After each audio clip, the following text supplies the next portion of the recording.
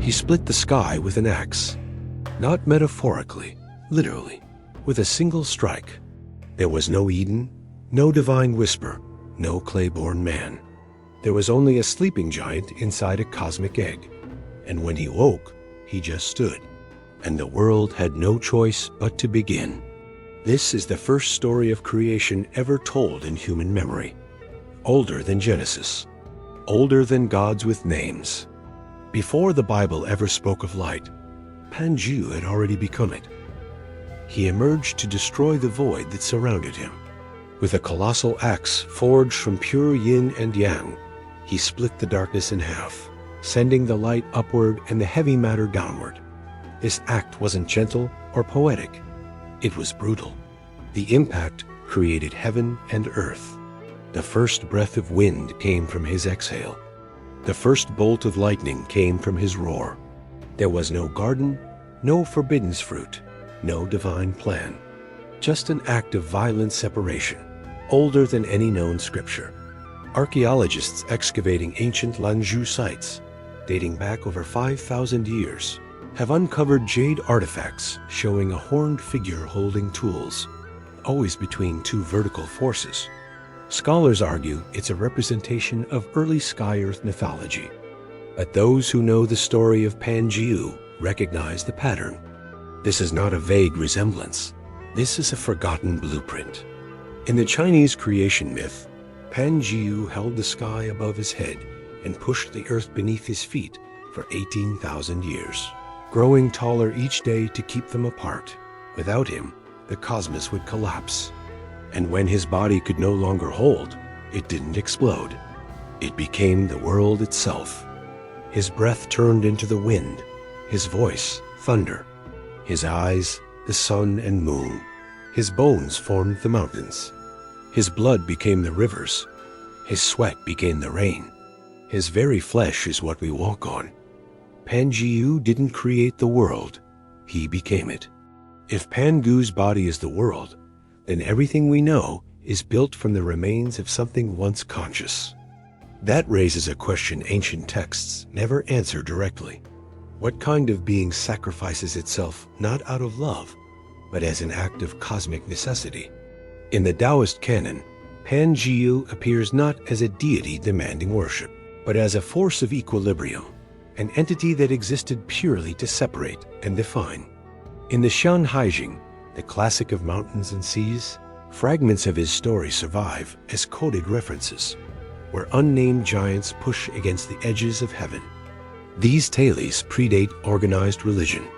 They describe a universe built not by command, but by tension. And Panjiu sits at the center of it, not speaking, not ruling, but holding everything apart.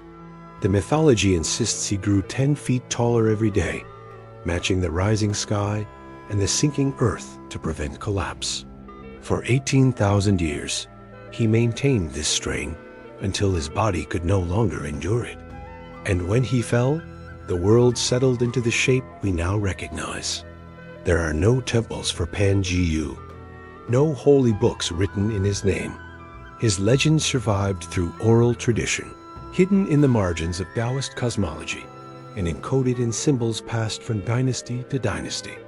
Across southern China, among minority cultures like the Zhuang and Yao, versions of his myth persisted in folk rituals, some depicting him as a dragon, others as a man whose death created every living thing. In remote mountain villages, ceremonial songs still recall the giant who split the heavens, but they speak of him not with reverence, rather with a strange mixture of awe and warning. As if to remember him is to remember that the world itself was born from rupture, not harmony.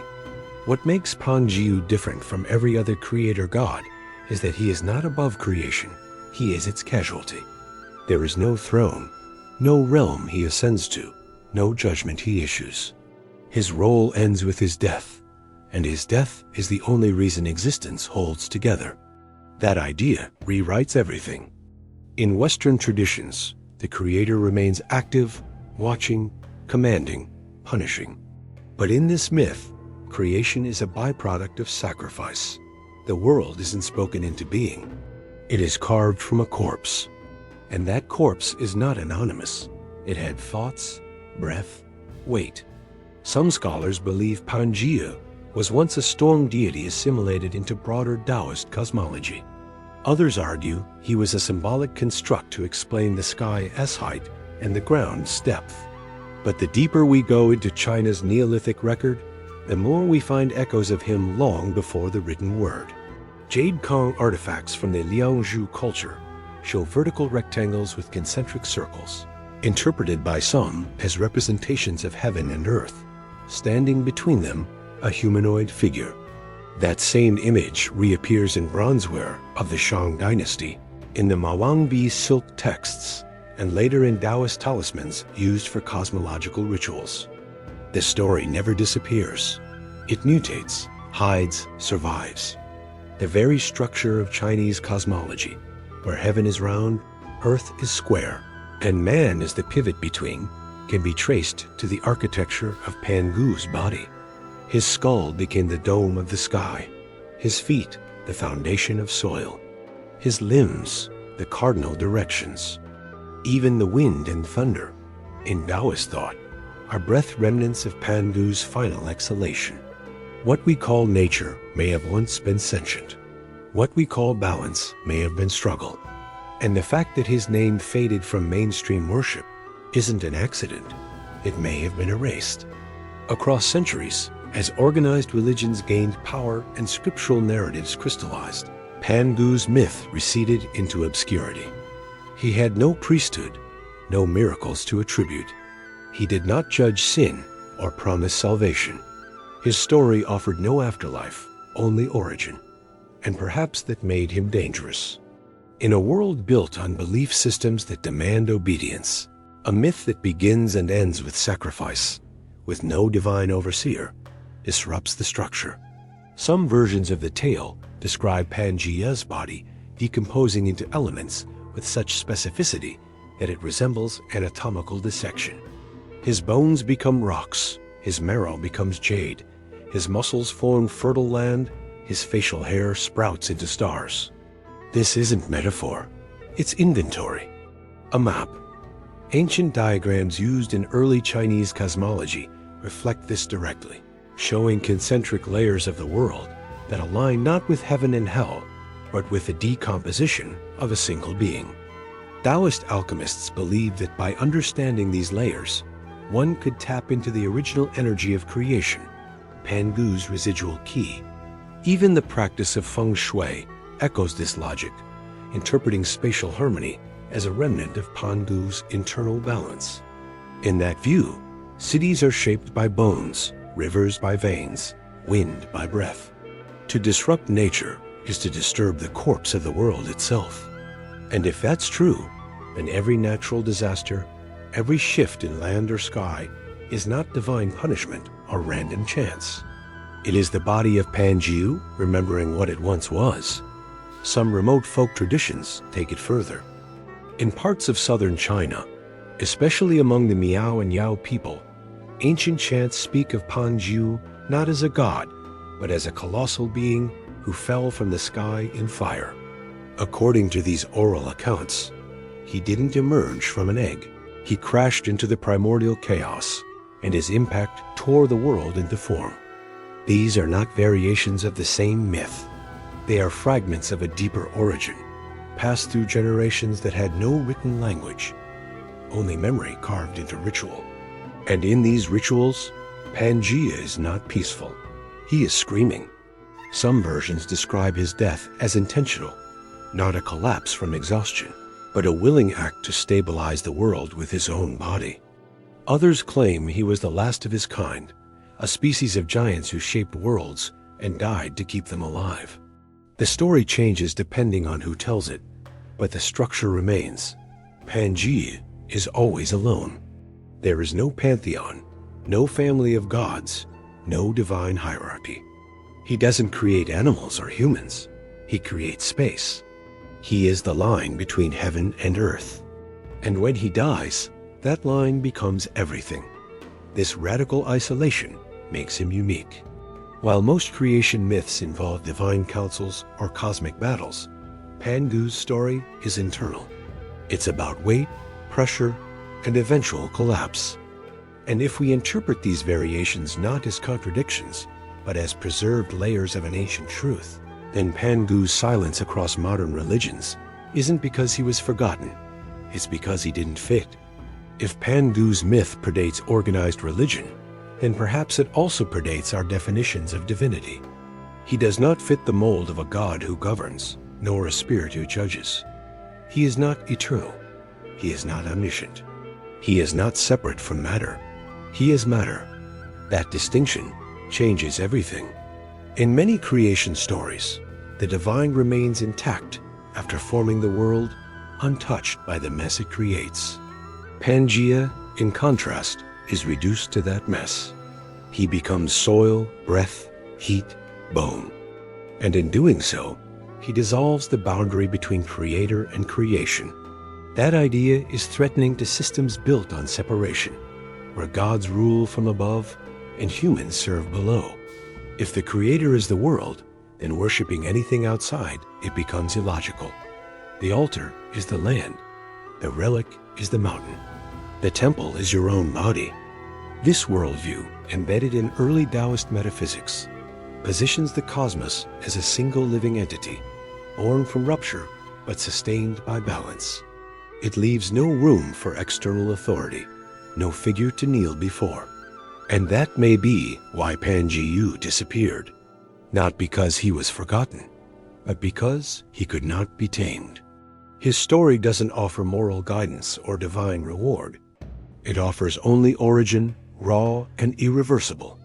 And that kind of myth, one that removes control from the hands of gods and places it in the structure of the world itself, is incompatible with most belief systems that came after. In erasing Pangu, those systems preserve themselves, but the shape of his body still remains, hiding in plain sight across every ridge, river, and breath. There are theories, whispered more than written, that Pangu was not a singular invention, but a memory, an inherited echo of something once witnessed. Before written language, before dynasties, before gods were crowned with titles, early humans may have watched the sky shift, the land rise, the weather explode without understanding any of it. To survive such chaos, they needed stories. And the story they told was of a being so large, he had to hold the sky apart from the ground, or everything would collapse. That idea is not exclusive to China. In Sumerian myth, the god Anu is separated from the earth by Enlil. In Norse myth, the giant Ymir is slain and his body becomes the world. In Vedic texts, Purusha is sacrificed and his dismembered parts form the universe. All across the ancient world, civilizations described creation as an act of division and death. But Pangu's version is older, more visceral, and perhaps more terrifying because he is alone. No rival gods, no divine wars, no cosmic committee. Just one being, stretching, straining, and finally breaking so the world could exist. That's the secret hidden behind his name. Not simply that he created the world, but that he did so in silence, with no audience, no glory, and no legacy. And in a world obsessed with control, maybe that's the most dangerous truth of all. Pangu's absence from modern religious memory is not due to lack of relevance, but excess of consequence. His myth doesn't explain morality or divine justice. It explains structure, the vertical axis between sky and earth, the tension that holds the universe upright, the fragility of space itself. And perhaps that makes him not only ancient, but eternal in a way other gods are not. His silence speaks to something deeper than prayer, a cosmology without command, a world sustained not by faith, but by balance. When we call the earth sacred, we may be unknowingly referring to him. When we speak of natural order, of cycles, of the rhythm of wind in mountain and river, we are echoing the final form of a being who gave everything without asking for anything in return. That absence of desire, of ego, of punishment or reward removes the transactional element that defines so many belief systems. and what remains is presence. Enduring, formless, and complete. The secret behind 5.000 is not just that his myth describes creation 5,000 years before Scripture tried to define it. It's that the world itself might still be him. And if that's true, then he was never erased. He was never forgotten. We simply stopped recognizing his face.